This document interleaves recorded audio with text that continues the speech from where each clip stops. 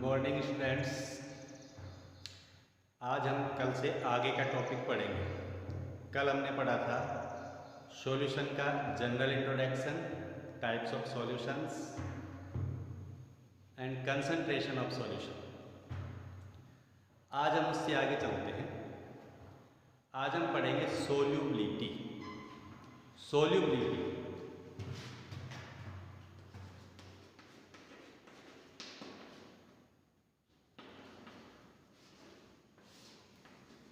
Solubility क्या है?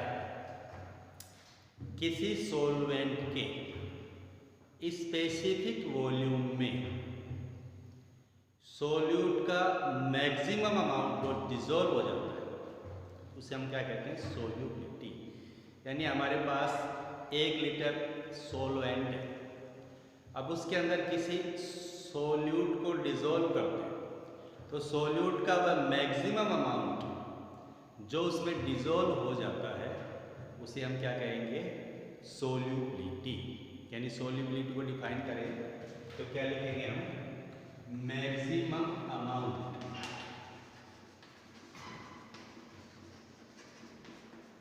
Of solute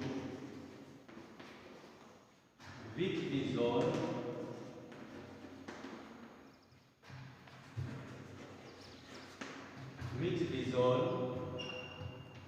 in specific amount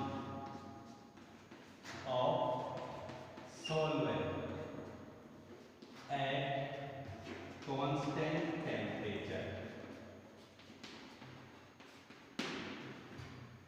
ठीक है, कांस्टेंट टेम्परेचर पर सॉल्वेंट के स्पेसिफिक वॉल्यूम में डिसॉल्व होने वाले सॉल्यूट का मैक्सिमम अमाउंट, मान लीजिए 1 लीटर सॉल्यूशन है, सॉल्वेंट है, उसमें 10 ग्राम सॉल्यूट डिसॉल्व होता है तो उसकी सोल्यूबिलिटी क्या हो गई? 10 ग्राम पर litre.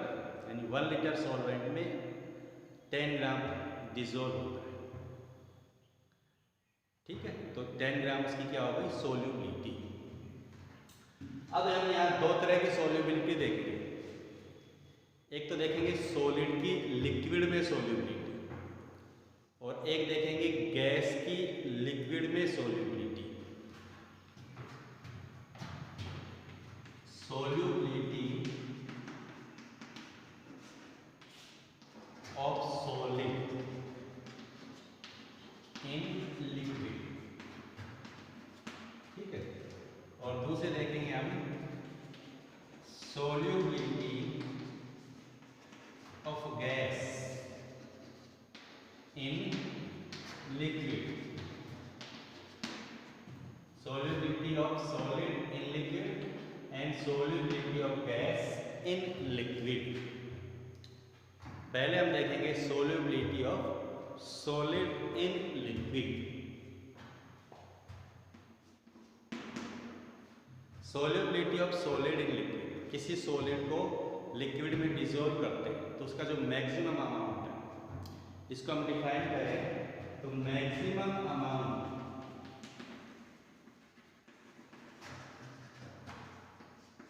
Of solid which dissolve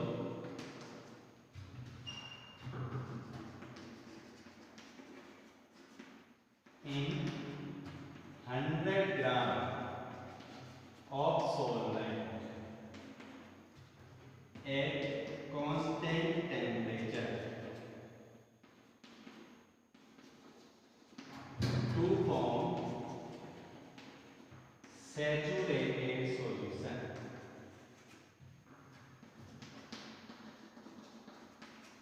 यहाँ अमाउंट जो सॉलिड का होगा वो भी किसमें होगा?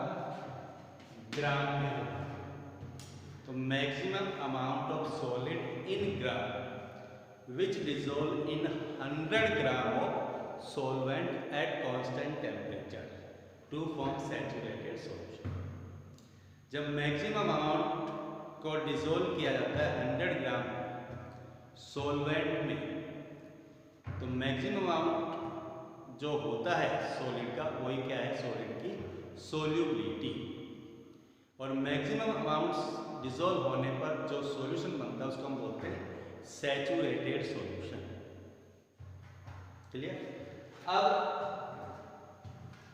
जो सॉलिड की सोल्यूबिलिटी है, सॉलिड की सोल्यूबिलिटी को कुछ फैक्टर्स हैं जो उस पर इफेक्ट डालते हैं।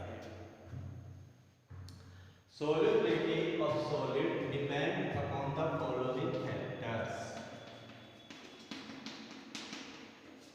Solubility of solid depend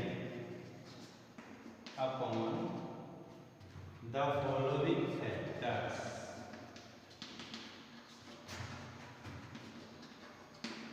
कौन कौन से फैक्टर हैं जो उसकी सोल्यूबिलिटी को इफेक्ट करते हैं, या कौन कौन से फैक्टर हैं जिन पर सॉलिड की सोल्यूबिलिटी डिपेंड करती है। यानी सॉलिड की सोल्यूबिलिटी इंक्रीज भी हो सकती है और डिक्रीज भी हो सकती है, वो डिपेंड करता है। ये जो फैक्टर इसमें फर्स्ट है nature of solute and solvent, nature of solute and solvent, और सेकंड है टेम्परेचर।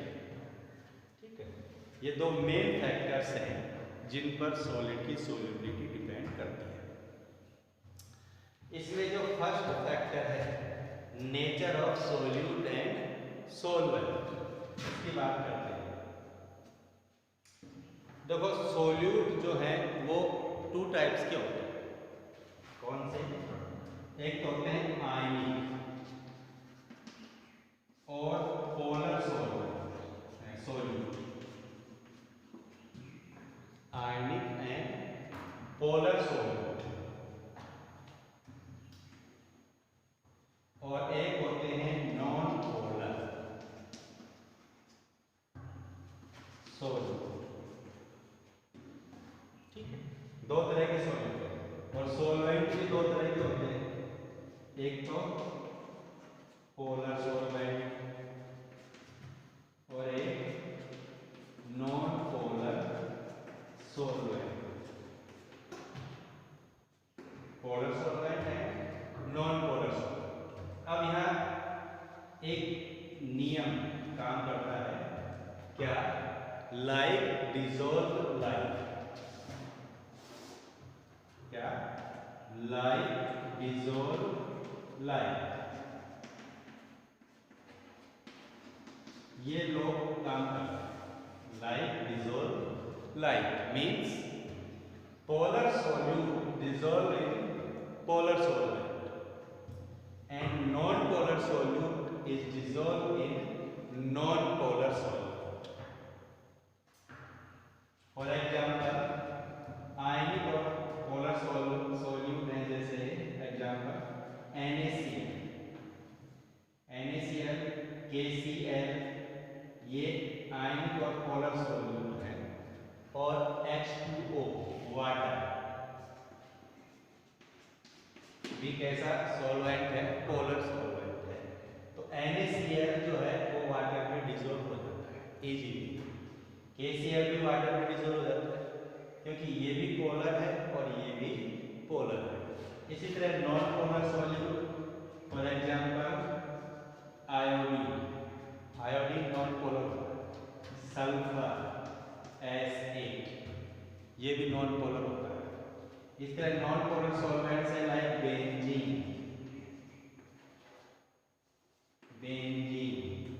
CCl4, ये कैसे सॉल्वेंट्स हैं?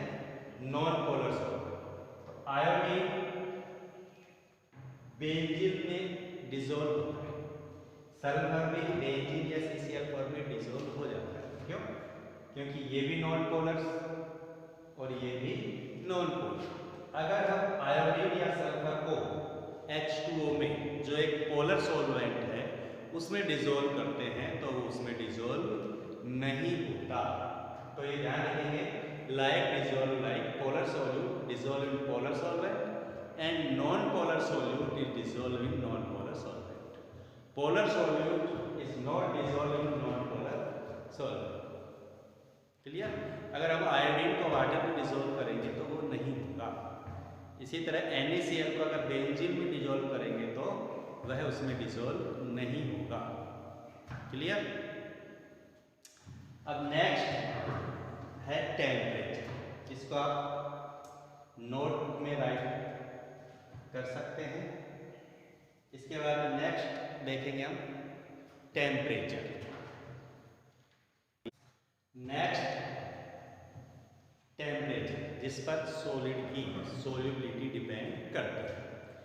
टेम्परेचर सॉलिड की सोल्यूबिलिटी को 3 तरह से इफेक्ट डालता है। कुछ ऐसे सबस्टेंस होते हैं, कुछ ऐसे सॉलिड सबस्टेंस होते हैं जिनकी सोल्यूबिलिटी टेम्परेचर इंक्रीज करने पर इंक्रीज हो जाती है।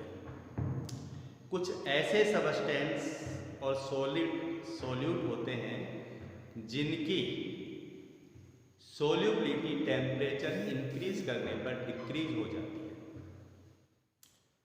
कुछ ऐसे सबस्टेंस भी होते हैं जो टेम्परेचर के साथ इरेगुलर बिहेवियर शो करते हैं। मीन्स टेम्परेचर इंक्रीज करने पर एक सर्टेन टेम्परेचर तक उनकी सोल्यूबिलिटी इंक्रीज होती है और उस टेम्परेचर के बाद में अगर टेम्परेचर इंक्रीज करते हैं तो सोल्यूबिलिटी डिक्रीज हो जाती है। तो 3 तरह के सबस्टेंस होते हैं। फर्स्ट, ऐसे सबस्टेंस होते हैं जिनको सॉल्वेंट में डिसॉल्व करने पर हीट का एब्जॉर्प्शन होता है। उनको अगर हम सॉल्वेंट में डिसॉल्व करते हैं तो हीट एब्जॉर्ब होती है। हीट एब्जॉर्ब होती है मीन्स सॉल्यूशन का टेम्परेचर जो है वो कम हो जाता है। सॉल्यूशन जो है बिल्कुल कोल्ड हो जाता है, टेम्परेचर में कमी आती है। तो अगर ऐसे सॉल्यूशन का टेम्परेचर इंक्रीज किया जाए तो सॉलिड की सोल्यूबिलिटी भी इंक्रीज हो जाती है। Means if heat absorb by dissolving solid in solvent. If heat absorbed by dissolving solid in solvent, then temperature increase करते हैं तो सोल्यूबिलिटी क्या होती है? इंक्रीज होती है। Clear? Solubility increase with increasing temperature. अगर हीट क्या होती है? एब्जॉर्ब होती है। फॉर एग्जाम्पल इस तरह के सबस्टेंस जैसे NaCl, KCl, KI, NaNO3, AgNO3, ये इस तरह के सबस्टेंस हैं जिनकी सोल्यूबिलिटी टेम्परेचर इंक्रीज करने पर इंक्रीज हो जाती है। Next, if heat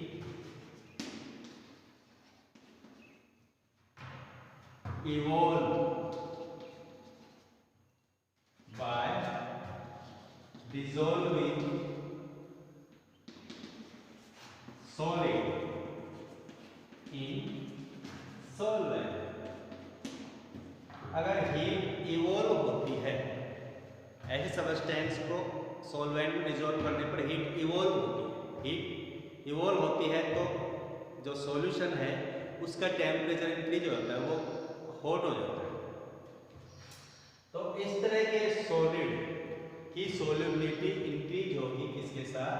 temperature. यानी टेम्परेचर को अगर हम इंक्रीज करते हैं तो इनकी सोल्यूबिलिटी क्या हो जाएगी? इंक्रीज हो जाएगी।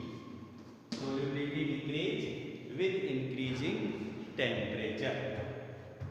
क्लियर? अगर हीट एब्जॉर्ब होती है तो टेम्परेचर इंक्रीज करने पर सोल्युबिलिटी भी इंक्रीज होती है। अगर हीट इवॉल्व होती है तो टेम्परेचर इंक्रीज करने पर सोल्युबिलिटी क्या होती है? डिक्रीज होती है। For example NaOH, calcium acetate, ये ऐसे सब्सटेंस हैं जिनकी सोल्युबिलिटी टेम्परेचर इंक्रीज करने पर डिक्रीज हो जाती है।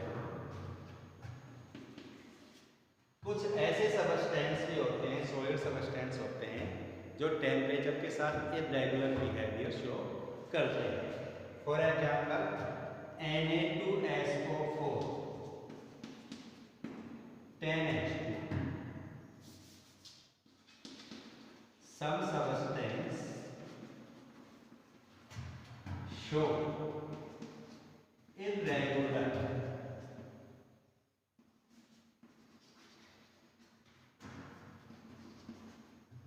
behavior with temperature. एग्जाम्पल इसका Na2SO4.10H2O क्या है ये है ग्लोबल साल्ट।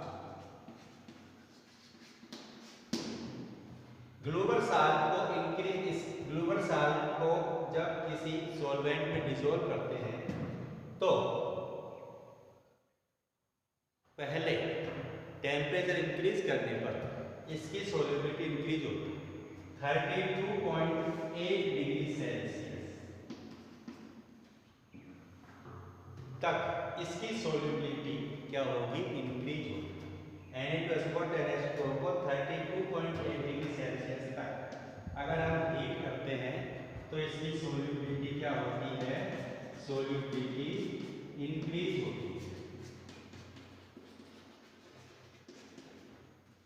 लेकिन 32.8 डिग्री सेल्सियस टेम्परेचर से ज़्यादा टेम्परेचर अगर हो जाए, इससे ज़्यादा टेम्परेचर कर दें तो फिर इसकी सोल्युबिलिटी डिक्रीज होने लग जाती है।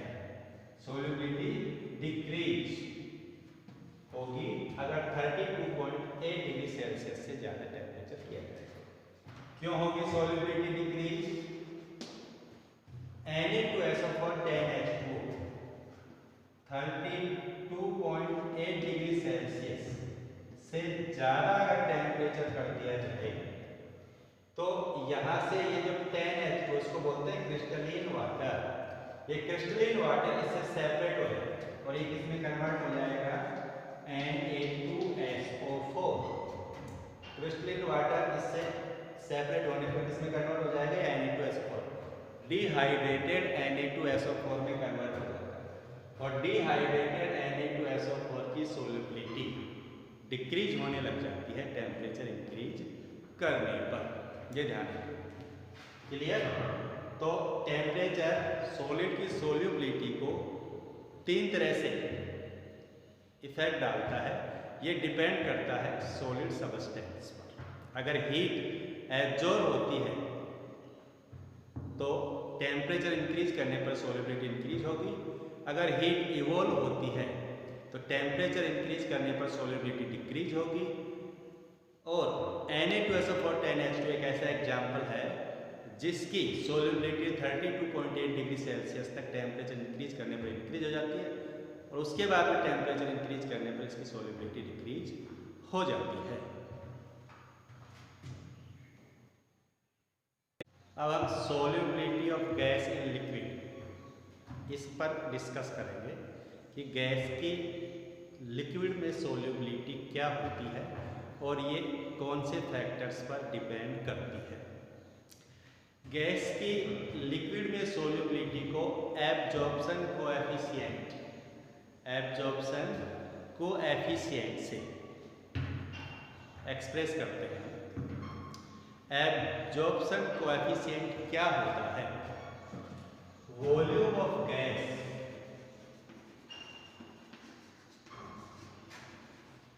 in semi-cube or ml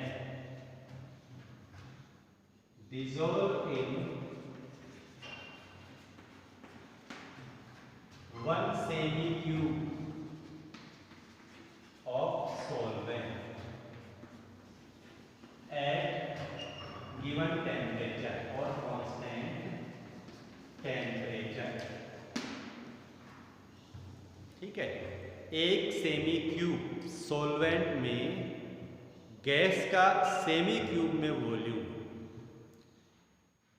जो उसमें डिसॉल्व होता है उसे क्या कहेंगे हम, गैस की सोल्यूबिलिटी। कि एक सेमी क्यूब सॉल्वेंट में गैस की सेमी क्यूब में कितना वॉल्यूम है जो डिसॉल्व हो जाता है। यानी एब्जॉर्प्शन कोएफिशिएंट एक तरह से गैस की सोल्यूबिलिटी होता है। एब्जॉर्प्शन कोएफिशिएंट इंक्रीज हो रहा है मतलब गैस की सोल्यूबिलिटी इंक्रीज हो रही है। गैस की सोल्यूबिलिटी कौन से फैक्टर्स पर डिपेंड करती है उनके बारे में बात करेंगे हम। तो solubility of gas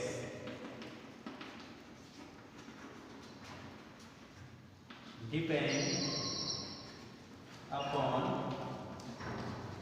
the following factors. कौन कौन से फैक्टर्स हैं यहाँ पर जो सोल्यूबिलिटी गैस की सोल्यूबिलिटी पर इफेक्ट डालते हैं। फर्स्ट है इसमें nature of gas.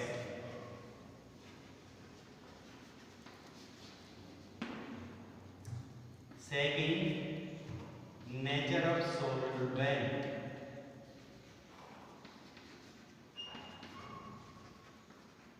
Third temperature and fourth pressure. ठीक है, ये फैक्टर्स हैं जिन पर गैस की सोल्यूबिलिटी डिपेंड करती है। पहला नेचर ऑफ गैस।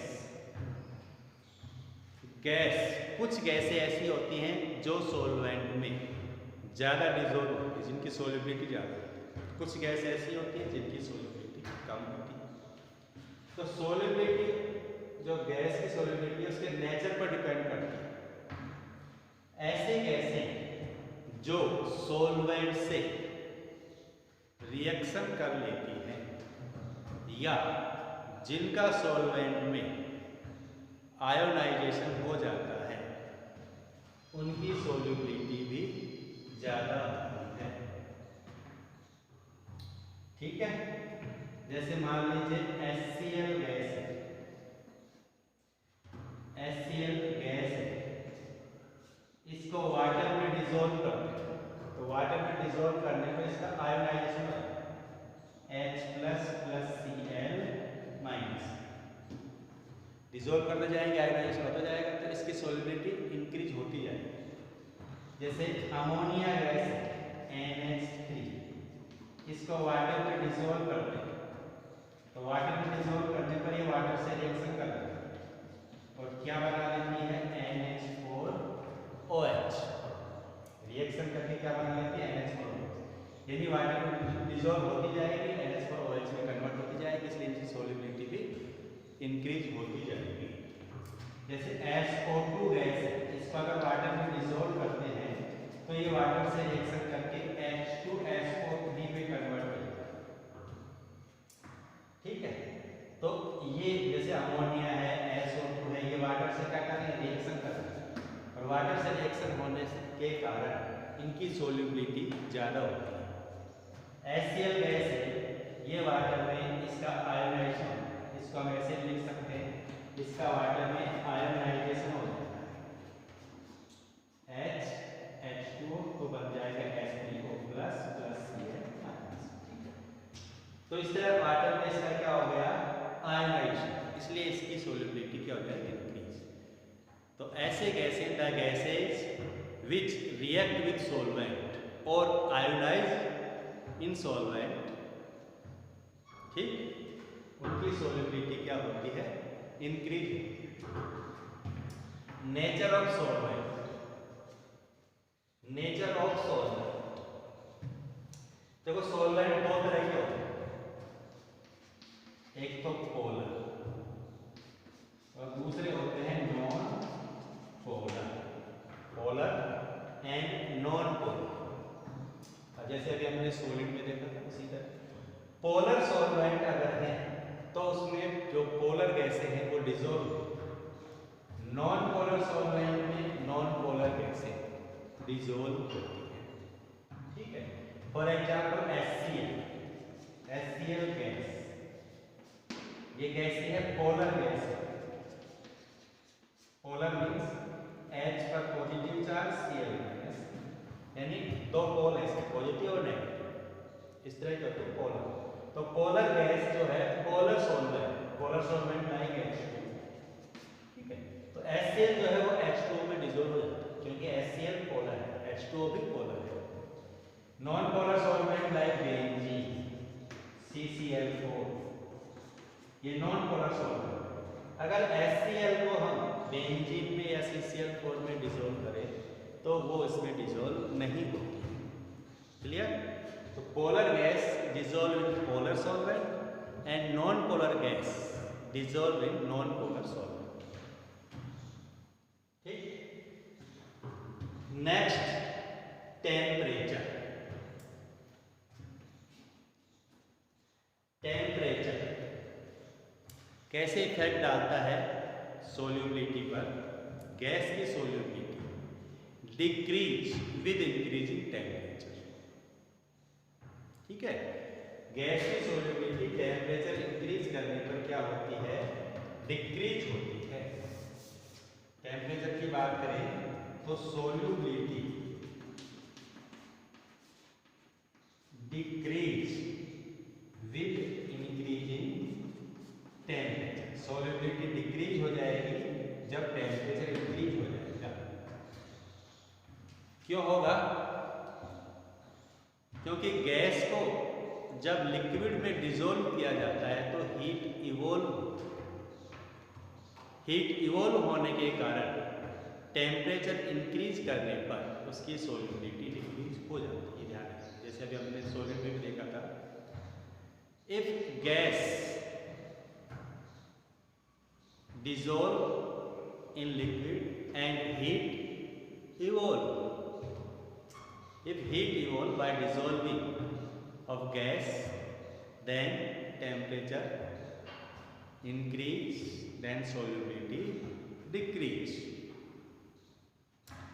इसीलिए हम अगर किसी लिक्विड में किसी सॉल्यूशन में पॉइजनस गैसेज हैं तो उस सॉल्यूशन के टेम्परेचर को इंक्रीज करने पर उसमें जो गैसें हैं वो वापस बाहर निकल जाती हैं। ठीक है, इसी तरह जो वाटर लिविंग एनिमल्स हैं, पानी में रहने वाले एनिमल्स हैं, वो हॉट वाटर के कंपैरिजन में कोल्ड वाटर में रहना पसंद करते हैं। क्यों? क्योंकि हॉट वाटर में ऑक्सीजन की सोल्यूबिलिटी कम होती है। टेम्परेचर इंक्रीज होने के कारण उसमें जो ऑक्सीजन होती है उसकी सोल्यूबिलिटी कम हो जाती है। लेकिन जो कोल्ड वाटर होता है उसमें ऑक्सीजन ज़्यादा रहती है, उसमें ऑक्सीजन की सोल्यूबिलिटी ज़्यादा होती है। और जो पानी में रहने वाले एनिमल्स हैं, प्लांट्स हैं, उनको वहाँ पर ऑक्सीजन ईजी वे में मिल जाती है, इसलिए वो कोल्ड वाटर में रहना ज़्यादा पसंद करेंगे हॉट वाटर के कंपैरिजन में। ये ध्यान रखेंगे, गैस की सोल्यूबिलिटी टेम्परेचर इंक्रीज करने पर डिक्रीज हो जाती है। क्लियर? अब नेक्स्ट फैक्टर है प्रेशर। इसको आप नोट कर लेंगे अपनी नोटबुक में। नेक्स्ट देखेंगे हम प्रेशर। प्रेशर गैस की सोल्यूबिलिटी को सबसे ज़्यादा प्रभावित करता है, यानी गैस की सोल्यूबिलिटी पर प्रेशर का इफेक्ट सबसे ज़्यादा होता है। Solubility of gas increase with increasing pressure of gas. Gas का प्रेशर जितना ज़्यादा होगा गैस की सोल्युबिलिटी उतनी ही ज़्यादा होगी, गैस की सोल्युबिलिटी भी इंक्रीज होती जाएगी। गैस की सोल्युबिलिटी और प्रेशर, यानी गैस की सोल्युबिलिटी पर प्रेशर के इफेक्ट को एक साइंटिस्ट थे हेनरी, जिन्होंने एक्सप्लेन किया था, और उन्होंने अपने एक लॉ दिया था जिसे कहते हैं हम हेनरी लॉ। तो solubility increase, solubility of gas is directly proportional to the pressure, यानी प्रेशर इंक्रीज होगा तो गैस की सोल्युबिलिटी भी इंक्रीज होगी। क्लियर?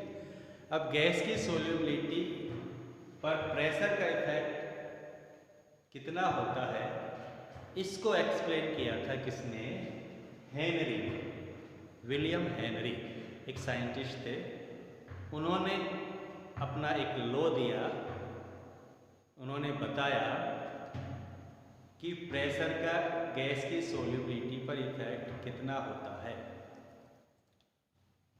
अब बात करेंगे, हम डिस्कस करेंगे यहाँ पर हेनरी लॉ की।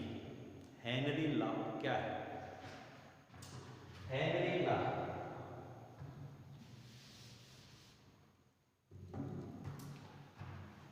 तो हेनरी क्या कहता है कि गैस की सोल्युबिलिटी जो है वो प्रेशर के डायरेक्टली प्रोपोर्शनल होती है, या हम कह सकते हैं मास ऑफ सोल्यूट या मास ऑफ गैस डिसॉल्व इन पर यूनिट वॉल्यूम, पर unit volume of solvent is directly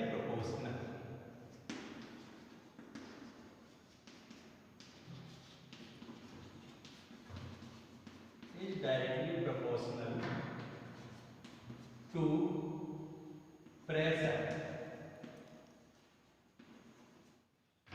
of gas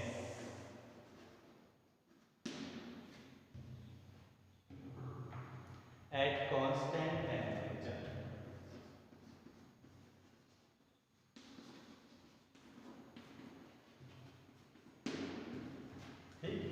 Mass of gas dissolved in per unit volume of solvent is directly proportional to pressure of gas.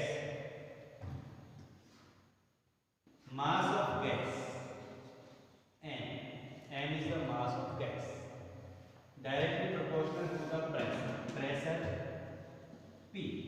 So n proportional to P, or n is equal to Kp. Kp here K proportional constant,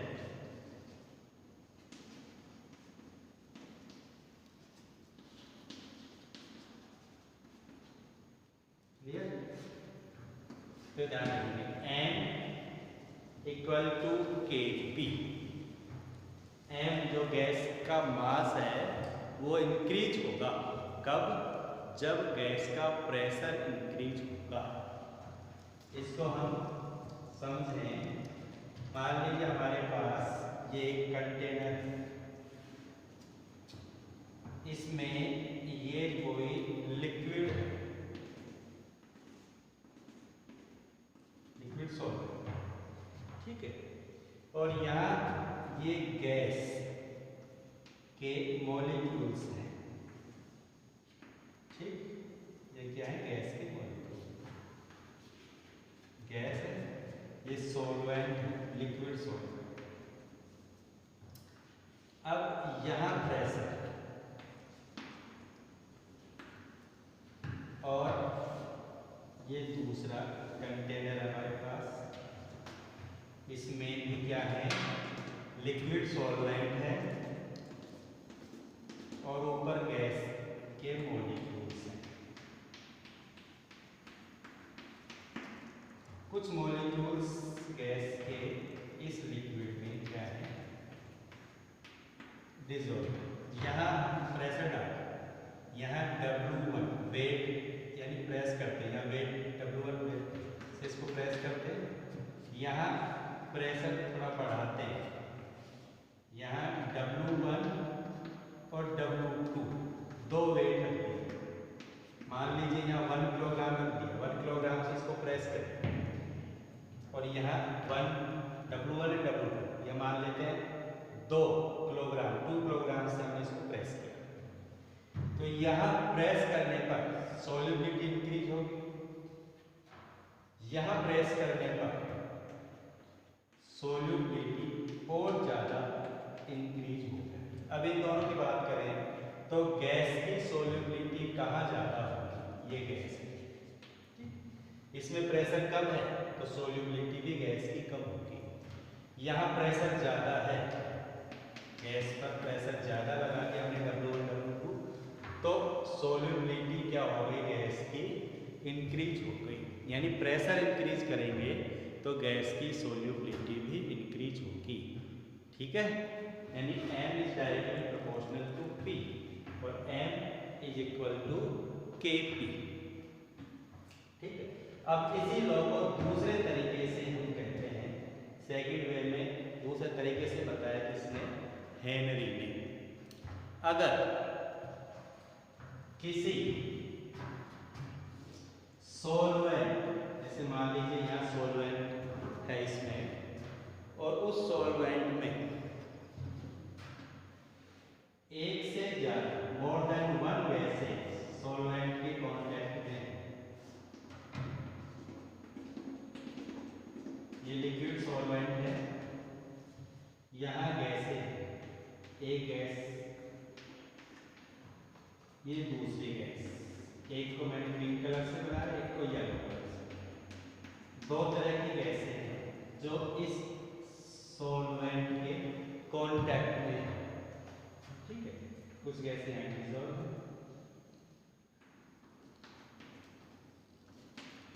मान लीजिए ये gas जो है A, और pink colour में जो molecules हैं वो है गैस B। क्लियर? तो कौन सी गैस सॉल्वेंट में ज्यादा डिसॉल्व होगी? अगर दो गैसें, मान लेते हैं दो गैसें हैं जो सॉल्वेंट के कांटेक्ट में हैं, तो इनमें से किस गैस की सॉल्युबिलिटी ज्यादा होगी? तो इस कंडीशन में गैस की जो सॉल्युबिलिटी है उस गैस के पार्शियल प्रेशर पर डिपेंड करती है।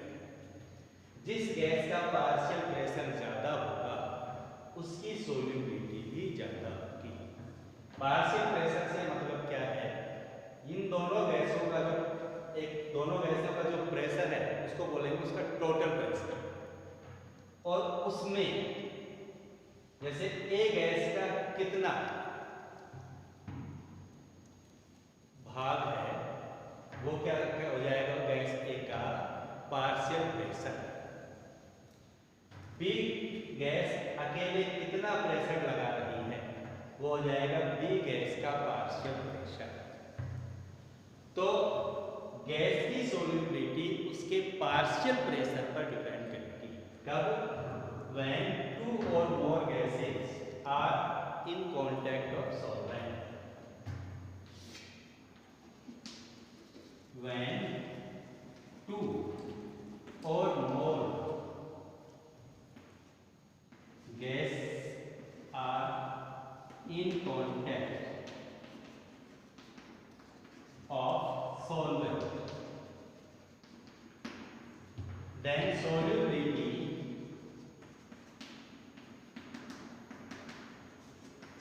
of gas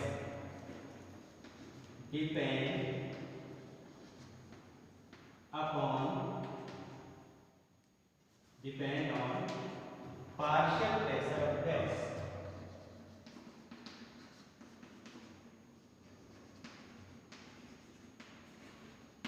ठीक है, पार्शियल प्रेशर पर डिपेंड करेगी। जिस गैस का पार्शियल प्रेशर ज्यादा होगा उसकी सॉल्युबिलिटी भी ज्यादा होगी। यहाँ गैस की जो सोल्यूबिलिटी है, गैस की जो कंसंट्रेशन है, उसको हम मोल फ्रैक्शन में लेते हैं। We take mole fraction of gas. ठीक है, सोल्यूबिलिटी को किस में लेंगे? यहाँ पर हम मोल फ्रैक्शन में। तो मोल fraction of gas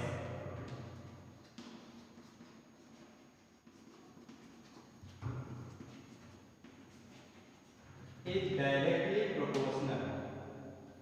Mole fraction of gas is proportional, या directly proportional to partial pressure of the gas.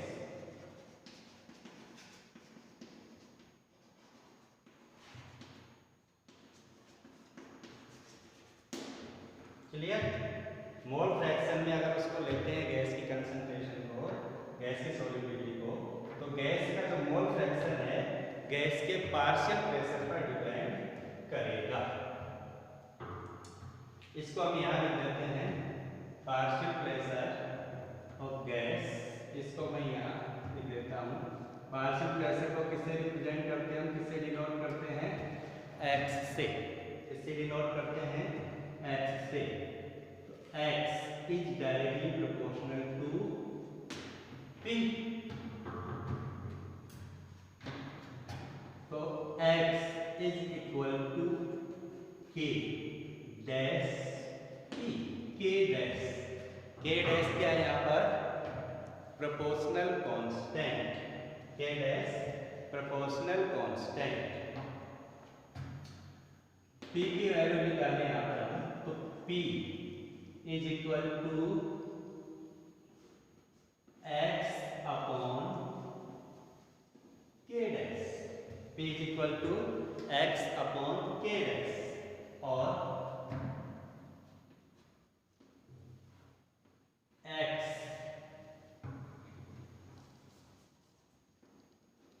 1 upon K dash into x।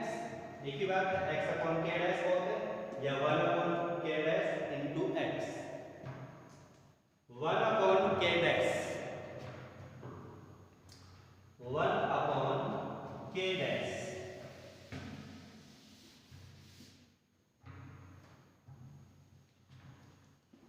1 upon K dash is equal KH और K। KH क्या है यहाँ पर? KH को बोलते हैं Henry constant.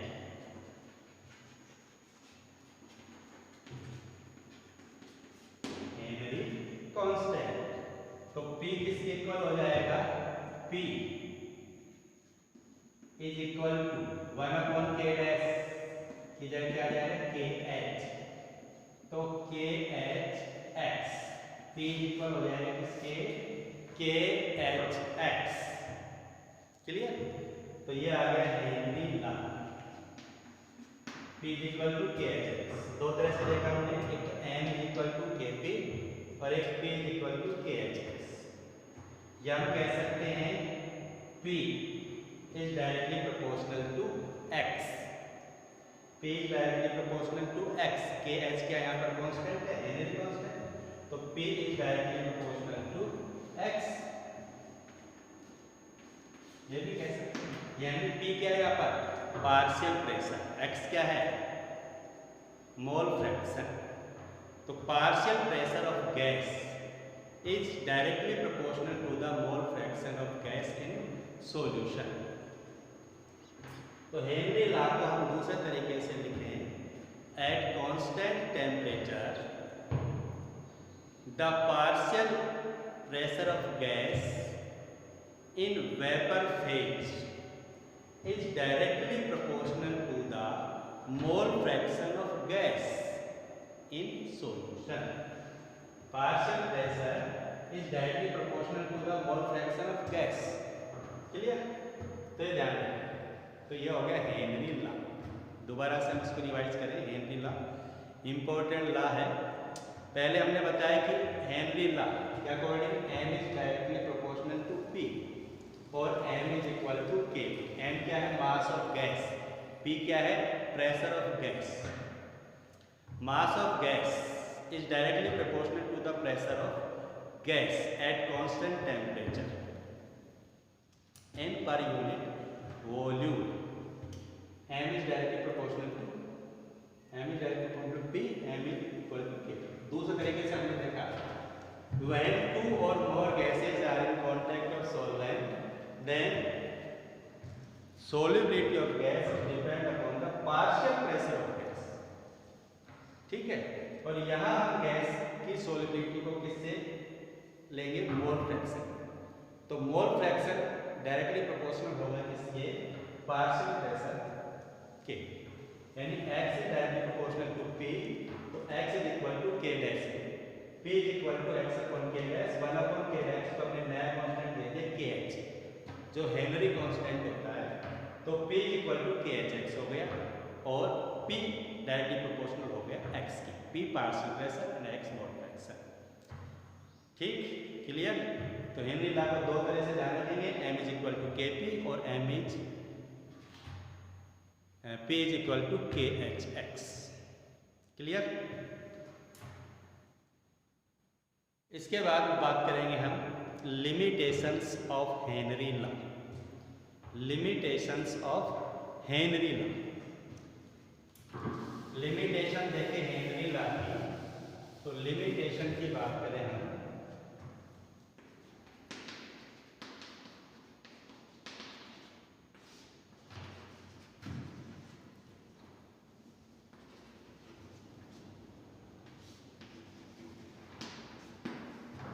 Henry law limitations. हमने देखा कि प्रेशर इंक्रीज करते हैं तो सोल्युबिलिटी इंक्रीज होती है, लेकिन प्रेशर इंक्रीज करते जाएंगे सोल्युबिलिटी इंक्रीज होती जाएगी, ऐसा नहीं। प्रेशर बहुत ज़्यादा नहीं होना चाहिए, यानी pressure is not so high,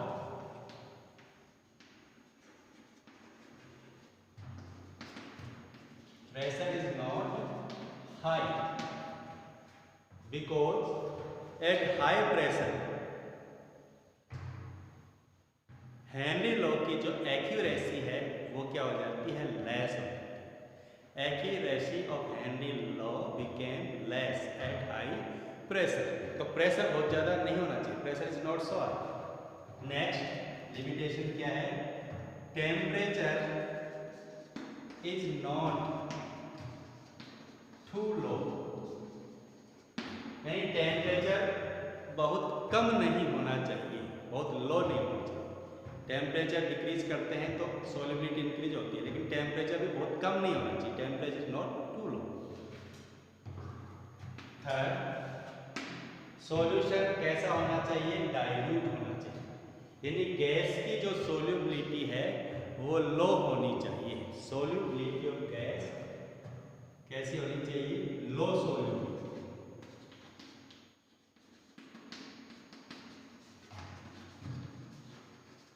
यानी सॉल्यूशन कैसा होना चाहिए, और सॉल्यूशन कैसा होना चाहिए हम ये भी कह सकते हैं, सॉल्यूशन डाइल्यूट होना चाहिए। सॉल्युबिलिटी लो होगी तो सॉल्यूशन कैसा होगा, dilute, low solubility of gas और डाइल्यूट सॉल्यूशन। फोर्थ लिमिटेशन क्या है कि गैस जो है वो सॉल्वेंट से रिएक्शन नहीं करनी चाहिए, और उसका डिसोसिएशन और एसोसिएशन भी नहीं होना चाहिए। ठीक है, gas neither react, gas neither react with solvent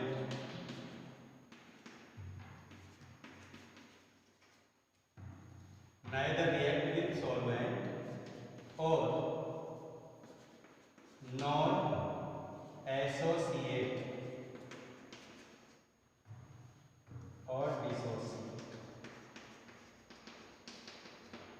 ठीक है, gas neither react with solvent, not dissociate और एसोसिएट इन सॉल्यूशन। ये लिमिटेशन है किसकी, हेनरी लॉ की। हेनरी लॉ तभी उसकी एक्यूरेसी होगी जब प्रेशर बहुत ज़्यादा नहीं हो, pressure is not so high, temperature is not too low, solution dilute होना चाहिए, गैस की सॉल्युबिलिटी लो होनी चाहिए और गैस सॉल्वेंट से रिएक्ट नहीं करनी चाहिए और उसका डिसोसिएशन और एसोसिएशन नहीं होना चाहिए। क्लियर? ये है हेनरी लॉ और हेनरी लॉ की लिमिटेशंस। क्लियर?